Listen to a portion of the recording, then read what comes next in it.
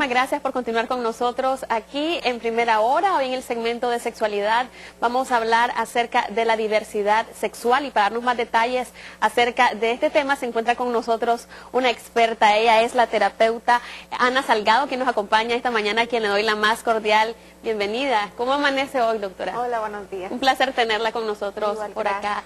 Este día, bueno, todos los seres humanos tenemos una identidad propia e irrepetible que nos hace ser diferentes. Cuando nos referimos a diversidad sexual, ¿a qué nos estamos refiriendo exactamente? A dos cosas primordialmente.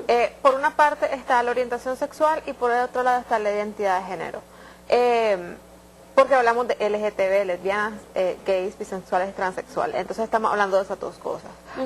Por una parte está la orientación sexual. La orientación sexual tiene que ver con no solamente con quién yo me siento atraído sexualmente, por quién tengo deseo, sino de quién yo me enamoro. Me estoy enamorando de personas de mi mismo sexo, de personas de mi sexo opuesto o de todo el mundo en general, o sea, de hombres, mujeres, me da igual. Sí. Entonces ahí definimos homosexualidad cuando yo me siento atraído y a nivel sexual y a nivel amoroso por personas de mi mismo sexo, heterosexualidad cuando es del sexo opuesto y bisexualidad cuando es alternado más o menos.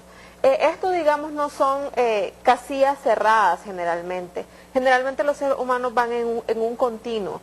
Se habla de estadísticas, más o menos el 10%, el del 10 y el 15%, dependiendo del estudio, de las personas que se etiquetan como heterosexuales han tenido experiencias homosexuales sin llegar a ser bisexuales, sin que se etiqueten a sí mismos como bisexuales. E igualmente la gente que se etiqueta como homosexual ha tenido o tiene experiencias con personas de el sexo contrario. O sea que no es algo tan encasillado, definido, digamos. ¿verdad? Sí, tan definido en la vida, más o menos uno se va orientando para un lado o para el otro, pero siempre en la vida pueden haber variaciones. O sea, puedo haber sido yo toda la vida heterosexual y en algún momento de la vida sentirme atraída por una persona de mi mismo sexo y al revés también. Sí. Y por otro lado está la identidad de género. La identidad de género tiene que ver con cómo yo me siento, la sensación de soy un hombre o soy una mujer, sin que tenga esta relación con el cuerpo biológico que yo tengo. Puedo yo ser una mujer biológicamente y sentirme hombre o sentirme mujer, e igual puedo ser un hombre biológicamente y sentirme mujer o sentirme hombre, lo que llamamos los transgéneros.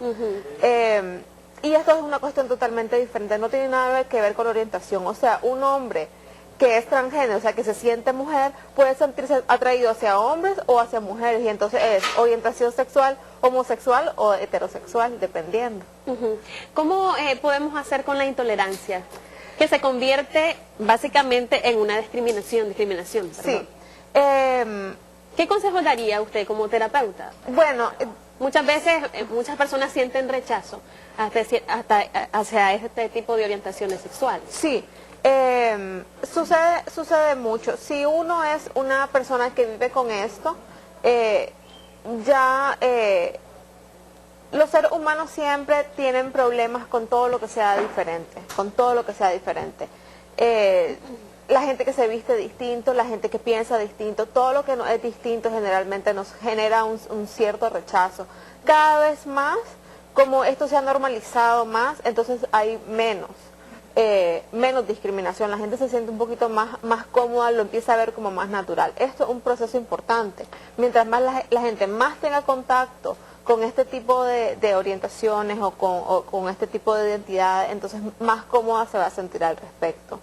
Pero si yo soy una persona que vive con la orientación, es lo que me toca vivir, Si yo me ofendo, si yo lo sufro, más me voy a sentir mal.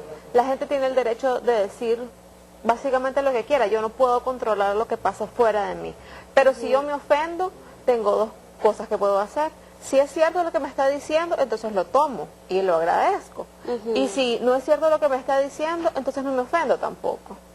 Lo importante es que yo me sienta cómoda con mi opción y que, bueno, pueden suceder muchas cosas fuera de mí, lo que no puedo controlar, pero puedo controlar cómo yo me siento al respecto. Eso por una parte. Por otra parte, cuando uno, digamos, tiene un hijo o tiene una hija que de pronto tiene una identidad o una orientación diferente a la norma, ¿Cómo se puede manejar eso? Para un padre debe ser difícil manejar esa situación, Sí. si tiene una hija lesbiana o un hijo gay o con orientación sexual que sea. Ajá. ¿Cómo se maneja? Lo primero es aceptarse. A uno le cuesta, aceptarse a uno le cuesta. Si a uno le cuesta, uno necesita ir a buscar un poquito de orientación profesional de cómo hacer para lidiar con esto. Una de las cosas que uno más encuentra en los padres es el sentido de que perdí la posibilidad de tener nietos. Uno les normaliza esto, que pueden tener nietos, que no se preocupen, se tranquilizan un poco. Y lo segundo es que no es una opción. Cuando uno puede molestarse, sí, solamente sí es una opción de la persona, pero esto no es una opción. La gente nace así o deja de nacer. ¿Y qué me toca? Me toca aceptarlo. ¿Cuándo yo lo he aceptado? Yo lo he aceptado cuando dejo de pensar es que debería de ser diferente. Bueno, podría ser que debería de ser diferente, pero es lo que es. Y al final de cuentas no tengo mayor opción. Y en el caso de las personas que se dedican a criticar, a ofender, hacer sentir muy mal a estas personas, ¿qué les diría? ¿Cómo podemos manejarlo? Porque vivimos en una sociedad realmente con una cultura un poco distinta, ¿me entiendes? Sí, es difícil aceptar este tipo de cosas. Sí, tenemos que tener la mente más abierta. A la gente le cuesta muchísimo aceptar todo lo que sea diferente. Mientras más exposición tengan, más sensibilizados van a estar. Esto es un poco... ¿Qué pueden hacer ellos? Esconder lo que ellos son para que la sociedad no los critique. Lo que pasa es que, como digo, y esto cada vez, digamos, las organizaciones que lidian con estos temas están claras que mientras más la gente se sienta normalizada, los vea. Mientras más los vean, mientras más se normalice esto, ¿no? ¿Qué es lo que hacen? Hacen desfiles de homosexuales o hacen desfiles de transexuales. ¿Y por qué hacen desfiles? Porque es para que la gente los vea y vea que son que no es una cosa de que una persona, dos personas, que entre más o menos el 10% de la población es diversa sexualmente, o sea, no es tan poco común. Mientras más normalizado esté, más sensibilizada la gente está. Mientras más escondido están, es peor porque la gente lo ve como más raro, y mientras más raro sea, más lo discriminan. Muchas personas se reprimen lo que realmente son, y no solamente hablo de los jóvenes, hay personas que ya son mayor de edad y se reprimen todos sus sentimientos, ¿verdad? Los sufren. Es muy difícil para ellos aceptar lo que son para que las personas no los critiquen. Sí. Si alguien nos está viendo, que está viendo esta entrevista, ¿cuál sería su consejo para ellos?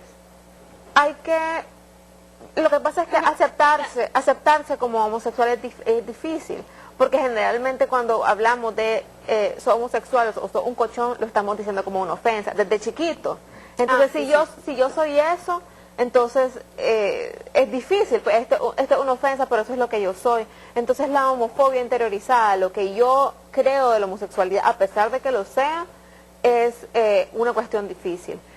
Hay que buscar ayuda, hay que buscar información, hay grupos, hay centros donde yo puedo ir y relacionarme con otras personas como yo que han pasado por el mismo proceso al final de cuentas. Y siempre un proceso, el proceso de saberlo, de aceptarlo y de vivirlo plenamente es un proceso.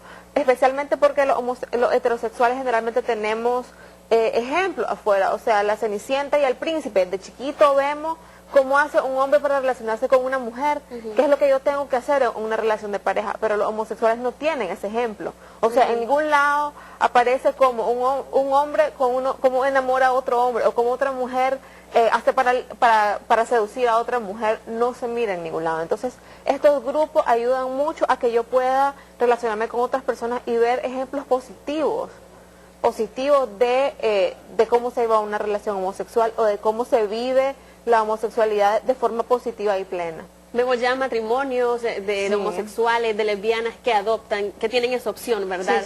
De adoptar a sus niños.